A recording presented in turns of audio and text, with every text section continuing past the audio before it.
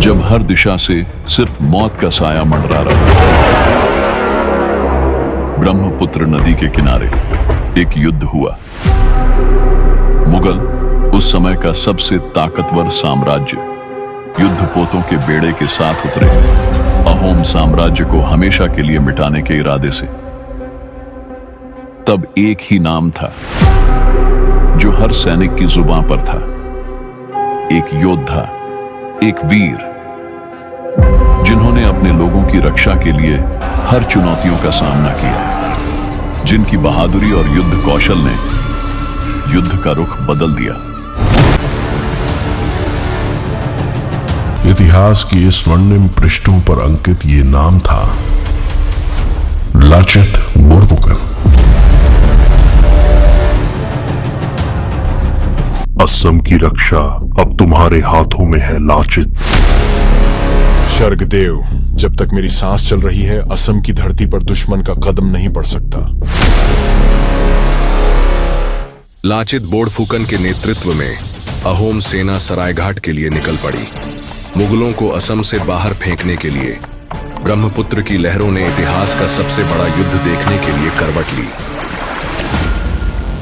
सरायघाट में लाचित बोरफुकन ने अपनी सेना को ब्रह्मपुत्र के किनारे एक विशाल दीवार बनाने का आदेश दिया।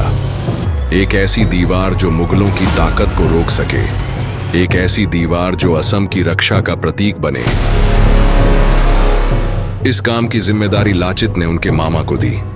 दीवार का काम रात के अंदर खत्म होना था, क्योंकि मुगल सेना अगली सुबह सरायघाट पहुंचने वाली थी। परंतु शाम होते ही लाचित के मामा ने सैनिकों को विश्राम करने के लिए कह दिया, जबकि दीवार का काम अधूरा पड़ा था और मुगल सेना सरायघाट पहुंचने ही वाली थी। जब लाचित दीवार का काम देखने आए तो उन्होंने चारों ओर सन्नाटा पाया। सैनिक गहरी नींद में सो रहे थे और दीवार अधूरी थी। गुस्से में आग की तरह जलते हुए लाचित सीधा अपने मामा के पास गए। सेनापति, अंधेरा हो गया था। मैंने सोचा सुबह सूरज उगने के बाद काम पूरा कर लेंगे। लाचित का क्रोध अब अपने चरम पर था। उसने अपनी तलवार हवा में उठाई और गरजते हुए बोले, मातृभूमि से बढ़कर कोई नहीं, ना मेरा मामा ना मेरा परिवार। अगले ही पल तलवार बिजली की तरह गिरी और लाचित के मामा का सिर जमीन पर लुढ़क पड़ा। इस घटना के बाद अहोम सेना फिर से काम पर जुट गई। कोई नहीं रुका, कोई नहीं थका। सिर्फ एक ही लक्ष्य था, दीवार को पूरा करना। सुबह की पहली किरण से पहले दीवार अडिग खड़ी हो गई थी, मजबूत, अभेद्य और हर वार को रोकने के लिए तैयार। सैनिकों, धरती मां हमसे बलिदान मांग रही है। तलवार उठाओ, क्योंकि अब सिर्फ जीत ही हमारा भाग्य है। कुछ ही देर में मुगल सेना सरायघाट पहुंच गई, लेकिन जैसे ही राम सिंह की नजर उस विशाल दीवार पर पड़ी, वह स्तब्ध रह गए। मुगल सेना ने हर ओर रास्ता तलाशा, लेकिन गुवाहाटी में घुसना नामुमकिन था। राम सिंह ने क्रोध में आकर आदेश दिया, दीवार तोड़ दो। तोपों की गड़गड़ाहट गूंजी और मुगल सेना ने पूरी ताकत से हमला बोल दिया। उधर लाचित ने भी गरजते हुए आदेश दिया, आक्रमण करो।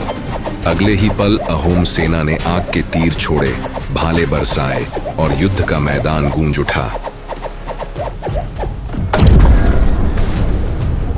अहोम सेना के प्रचंड आक्रमण से मुगलों की कई नावें डूब गईं, लेकिन तोपों की लगातार मार ने दीवार के एक छोटे से हिस्से को तोड़ दिया। मुगल सेना अंदर तो घुस गई, लेकिन अहोम सेना पहले से ही उनका इंतजार कर रही थी।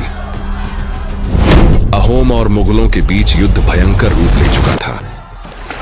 मुगलों ने अपनी कई युद्ध नौकाएं खो दी। हार सामने दिख रही थी, लेकिन वे इतनी आसानी से पीछे हटने को तैयार नहीं थे। उन्होंने रात के अंधेरे में हमला करने का फैसला किया, पर यह उनकी सबसे बड़ी भूल थी। जंगलों और पहाड़ियों में छिपे अहोम योद्धाओं ने गुरिल्ला युद्ध रणनीति से उन पर कहर बरपा दिया। अंधेरे में जहां मुगल दिशा भी नहीं पहचान पा रहे थे, वहां अहोम सैनिक मौत बनकर बरसे। हर दिशा से वार, हर छांव से प्रहार। रात के सन्नाटे में तलवारों की टकराहट गूंज उठी और सुबह होते ही मुगल सेना की आखिरी उम्मीद भी जलकर राख हो गई। अहोम और मुगलों के बीच यह युद्ध कई दिनों तक चलता रहा। भयंकर संघर्ष, टूटती तलवारें, जलती नौकाएं, लेकिन मुगल सेना अहोम योद्धाओं को हरा नहीं पाई। इसी दौरान वीर लाचित बोड़फुकन एक अज्ञात बीमारी का शिकार हो गए। उनका शरीर कमजोर पड़ने लगा, लेकिन उनका संकल्प अटूट था। बीमारी से जूझते हुए भी लाचित ने हार नहीं मानी। अपनी अंतिम ताकत जुटाकर उन्होंने मुगलों को असम की सीमा से बाहर खदेड़ दिया। ब्रह्मपुत्र की लहरें इस युद्ध की गूंज को सदियों तक अपने बहाव में समेटे रखेंगी और हमेशा के लिए इसकी साक्षी बनी रहेंगी। और लाचित बोड़फुकन का पराक्रम इतिहास में अमर हो गया।